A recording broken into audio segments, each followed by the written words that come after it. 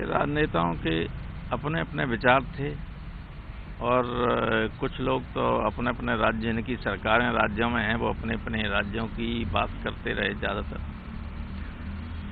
मैंने बिल्कुल स्पेसिफिक कुछ सुझाव दिए थे क्योंकि 5 मिनट का टाइम था हर पार्टी के लोगों को बोलने का, और सब लोग नहीं बोल पाए, केवल 10-12 पार्टियां बोली। तो मैंने एक तो ये सुझाव दिया कि ये जो वैक्सीन हो, चाहे उसकी रिसर्च हो, चाहे प्रधानमंत्री का आयुष्मान भारत और प्रधानमंत्री जन आरोग्य योजना हो, इस सब के लिए बहुत पैसे की आवश्यकता होती है। लेकिन हमारे देश में स्वास्थ्य विभाग पर लगातार उपेक्षा का शिकार रहा है, लगातार। मैं 6 साल से कमेटी का अध्यक्ष हूं, पार्लियामेंट की हेल्थ संबंधी कमेटी का। हर बार ये रिकमेंड किया कि इसका बढ़ाइए। दुनिया के हमारे पड़ोसी देशों तक में हमारे से ज़्यादा खर्च हो रहा है, और चीन में काफ़ी ज़्यादा, अमेरिका में 15 गुना ज़्यादा, लेकिन उन्होंने नहीं किया। हमने ये सुझाव दिया कि आपने ही 2017 में नेशनल हेल्थ पॉलिसी बनाई और ये कहा कि 2025 तक हम जीडीपी का 2.5% हेल्थ पर खर्च करेंगे, और खर्च बिल्कुल नहीं बढ़ा, 1.15%। तो मैंने सुझाव दिया कि क्योंकि आपातकाल है, कोरोना काल चल रहा है, इसलिए वो 2025 की सीमा को घटाकर 22 ले आई, और 22 तक ये बजट में हेल्थ के लिए जीडीपी का 2.5% कर दीजिए, क्योंकि जब तक पैसा नहीं होगा गरीबों तक कोई सुविधा पहुंच ही नहीं सकती। एक तो मेरा ये सुझाव था। दूसरा ये कि जो वैक्सीन आ रही है, हम इसमें बहुत ज़्यादा कंपटीशन है, हड़बड़ी में ये वैक्सीन का प्रयोग मत कीजिए। जब तक ये सुनिश्चित न हो जाए कि ये सुरक्षित है, तब तक थोड़ा सा इंतजार कीजिए और सोशल डिस्टेंसिंग और मास्क पे भरोसा ज़्यादा रखिए, क्योंकि हमारे देश के लोगों की इम्यूनिटी दुनिया के दूसरे देशों से ज़्यादा है। इसलिए इतना बड़ा मुल्क होते हुए भी कंपैरेटिवली हमारे यहाँ कम केसेस हैं, कम मौतें हुई हैं। और देहातों में तो गांव में चले जाइए, किसानों में एक भी नहीं, एक आध आ जाते हैं अहमदाबाद से, सूरत से या दिल्ली गुड़गांव से, तो हो जाते, वरना नहीं। तीसरा मैंने सुझाव दिया कि जो वैक्सीन आ रही है वो माइनस टेम्परेचर पर रहेगी, उसको रखने के लिए कोल्ड चेन मेंटेन करना जरूरी है, इंफ्रास्ट्रक्चर होना जरूरी है, वरना अगर उस टेम्परेचर पर नहीं रहेगी वैक्सीन, तो जो लगने के बाद भी टीका उसका कोई असर नहीं होगा।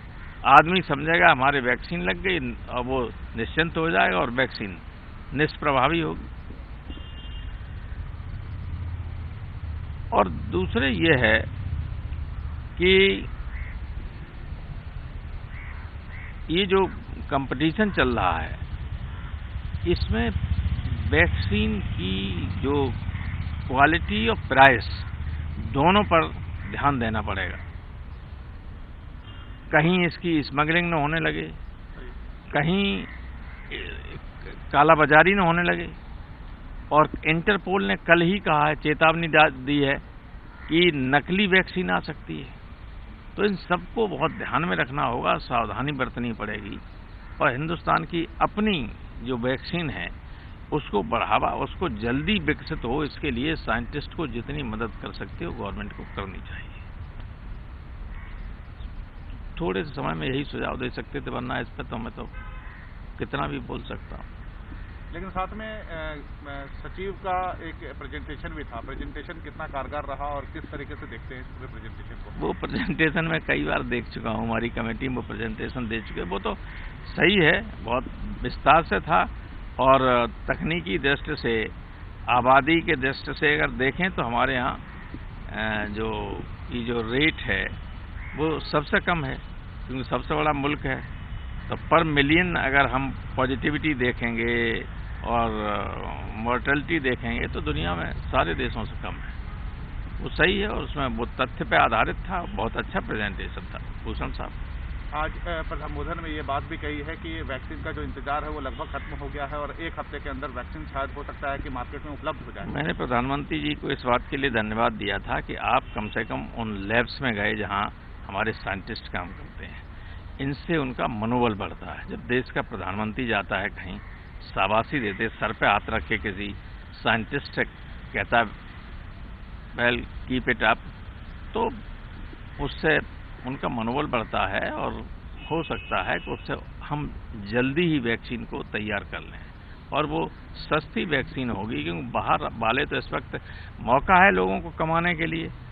बड़ी बड़ी फार्मास्यूटिकल कंपनियां जो हैं वो जाने कितना कमाने के चक्कर में हैं। हम पहले ले आए। उन्होंने कहा, ब्रिटेन वालों ने कि हम अगले सप्ताह से, पुतिन ने कहा कि अगले सप्ताह से। तो ये कंपटीशन है और सब बेचना चाहते हैं सारी दुनिया में। तो हम लोग तो यही चाहते हैं। प्रधानमंत्री ठीक किया, वहाँ गए। हमारी जब हो जाएगी तैयार तो कम से कम वो महंगी नहीं होगी, उसकी ब्लैक मार्केटिंग नहीं होगी। रेमडेसिविर आया तो देखिए आप, गायब हो गया था। ब्लैक में लेना पड़ रहा था लोगों को। शुरू में घबराए हुए थे ना लोग, नया रोग है, कोई बीमारी नहीं है, दवा नहीं है, जितने चाहे उतना पैसा लोगों ने लिए उनसे। किसान लगातार सर प्रदर्शन कर रहा है। सरकार से बातचीत चौथे दौर की हो चुकी है लेकिन बेनतीजा रही है। फिर कल बातचीत होगी। क्या आपको लगता है कि प्रदर्शन जल्द समाप्त होने की दिशा में है? मुझे नहीं लगता, क्योंकि मैं इस गवर्नमेंट के कार्यशैली को जानता हूँ। ये किसी उठाए हुए कदम को चाहे 100% नाजायज हो तब भी पीछे नहीं हटती। ये अपनी प्रतिष्ठा बना रही थी। जब सरकार को ऐसा नहीं करना चाहिए। सारी दुनिया जानती है कि ये कानून जो है किसानों की तकदीर को सील करने वाले हैं। सारी मंडियां खत्म हो जाएंगी, हजारों आड़तियां बेकार हो जाएंगे, बड़े बड़े लोग आके मंडियां बना लेंगे और जब मोनोपोली उनकी हो जाएगी तब फिर वो किसानों की फसल को मन चाहे काम पर जो गवर्नमेंट खरीदेंगे। गवर्नमेंट कह रही है कि हम MSP पर खरीद रहे हैं। आप कहीं चले जाइए, मैं अपना धान, अपनी मक्का का हाइब्रिड मक्का का 2260 रुपया, 2660 रुपया है MSP, गवर्नमेंट ने फिक्स किया है। हमें 1050 रुपया अपनी बेचनी पड़ी, कोई लेने वाला नहीं था। धान कोई पूछ ही नहीं रहा है, कोई पूछ नहीं रहा है। कह रहे कि MSP, और हमारे योगी जी कहते हैं कि MSP से कम से कोई खरीद नहीं सकता है और कोई MSP दे नहीं रहा है। ये हालत है। बर्बाद किसान को लागत नहीं निकल पा रही, ये हालत हो गई। हर चीज बढ़ रही है, बिजली के दाम बढ़ते जा रहे हैं, खाद के दाम बढ़ते जा रहे हैं, सिंचाई, पेस्टिसाइड्स, इंसेक्टिसाइड, सब कुछ महंगा होता जा रहा है। और लेकिन किसान की उपज का दाम घटता चला जा रहा है और जब किसान के पास नहीं रहता तो उसका दाम बढ़ जाता। आपने बिल में एक ऐसा बिल और पास कर दिया 3 में कि ये एसेंशियल कमोडिटी से निकाल दिया, गेहूं, चावल, ये सब। माने आप कितना ही होर्डिंग कर लीजिए, इसको कुछ नहीं, उनके खिलाफ कार्रवाई नहीं हो सकती। पहले तो एसेंशियल कमोडिटी एक्ट लग जाता, तब लगेगा ही नहीं। ये किन के लाभ के लिए किया है? सब पूंजीपतियों के लिए। इस देश की अपनी जो सिस्टम, अपना सिस्टम था, वो धीरे धीरे इस गवर्नमेंट ने चंद लोगों के हाथ में दे दिया है। हर फील्ड में एयर इंडिया बिकने जा रही, बिकी गई, लगभग बोली बोलने वाली। रेल की जमीन बेच दी, रेल की पटरियों किनारे वाली जमीन बेच दी, हवाई अड्डे बेच दिए। इंडियन ऑयल तो अभी बचा हुआ है लेकिन BPCL बेच दिया, HPCL भी बिकने वाला है। एक तरीके से वो भी बिक गया है। आपका ONGC वगैरह जो नवरत्न कंपनियां थी, जो अरबों रुपए का लाभ पहुंचाती थी, वो सब चली गई। और अगर डिफेंस में भी प्राइवेट लोग आ गए तो फिर सुरक्षा खतरा है कि नहीं? अभी तो बहुत सिक्योरिटी होती है, लीक न हो कोई चीज़, कि हमारा विमान है उसे कैसे बनते, उसकी मार क्षमता क्या है, उसकी किस स्पीड से चलता है या और क्या है, ये सब दुश्मन के हाथ में पहुंच जाएंगे। तो देश की चाहे सुरक्षा का मसला हो, चाहे अर्थव्यवस्था का मसला हो, अर्थव्यवस्था पूरी तरह से खत्म हो गई। GDP माइनस लगातार, ये कुछ कहें, लेकिन जमीन पे क्या है ये तो सारे लोग जानते हैं। भूख को मर रहे हैं लोग, करोड़ों लोग बेरोजगार हो गए, दोबारा उनको रखने की कोई व्यवस्था नहीं। दोबारा अब जब ये एक तरफ आप कह रहे हैं कि हम नियंत्रित कर रहे हैं, तो फैक्ट्रियां वगैरह चलाने की इजाजत दीजिए। भाई कोरोना से एक मरेगा, लेकिन भूख से मर रहे हैं हजारों, आत्महत्या कर रहे हैं लोग। मैंने तो पार्लियामेंट में उस दिन कहा था बोलते हुए कि कोरोना से मरने वालों की संख्या नोएडा में जितनी है उससे दोगुनी आत्महत्या करने वालों की संख्या थी उस तारीख तक। तो ये स्थिति है, ये गवर्नमेंट मानने वाली नहीं किसानों की, लेकिन किसानों का रुख भी अब की ऐसा है कि वो भी झुकने वाले नहीं। अच्छा, अगर किसानों ने गल्ला देना बंद कर दिया 2 साल, तो क्या करेंगे? मंगाएंगे बाहर से, तब मालूम पड़ेगा कितना किस हिसाब से आता है। भैया किसान संपन्न रहेगा तो देश संपन्न रहेगा। खेती से 60% लोगों को अब भी रोजी मिल रही है, और उसी की वो लगातार जीडीपी में हिस्सेदारी कम होती जा रही। मैंने उस दिन कहा था, आपको याद होगा, कि एक तरफ उनके ऐसा हुआ ऐसा हुआ ऐसा हुआ। हमें 2014 में 18% था जीडीपी में हिस्सा एग्रीकल्चर सेक्टर का, अब रह गया 12%। तो 5 साल में सरकार तो आपकी रही, तो ये घट कैसे गया एग्रीकल्चर का शेयर? क्योंकि एग्रीकल्चर के मूल्य नहीं मिल रहा लोगों को।